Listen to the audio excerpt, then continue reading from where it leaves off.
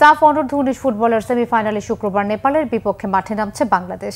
ভারতের অরুণাচল প্রদেশের golden jubilee স্টেডিয়ামে বিকেল 4টায় শুরু হবে ম্যাচটি। ফাইনালে চোখ লাল সবুজের প্রতিনিধিদের। মানিক মাহমুদের রিপোর্ট। গ্রুপ পর্বের বাধা টপকে বাংলাদেশের সামনে এখন নকআউটের চ্যালেঞ্জ। সাফ অনূর্ধ্ব-19 ফুটবলের সেমিফাইনাল পরীক্ষায় নামতে হচ্ছে ফয়সাল মুর্শিদদের। 6 দলের টুর্নামেন্টে চ্যাম্পিয়ন হওয়ার লক্ষ্য তাদের। সে লক্ষ্যে এগিয়ে যেতে ফাইনালে চোখ লাল সবুজের প্রতিনিধিদের। মালদ্বীপ ও ভুটানের বিপক্ষে ভুলগুলো চিহ্নিত করে বাংলাদেশ যুবদল প্রস্তুত শেষ 4 ম্যাচের জন্য।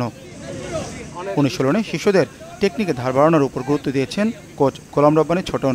সেমিতে হিমালয় কন্যা নেপালের বিপক্ষে অল আউট ফুটবল খেলার পরিকল্পনা তার। আমাদের যে দুর্বলতাগুলো ছিল সেগুলো নিয়ে আমরা কাজ করেছি।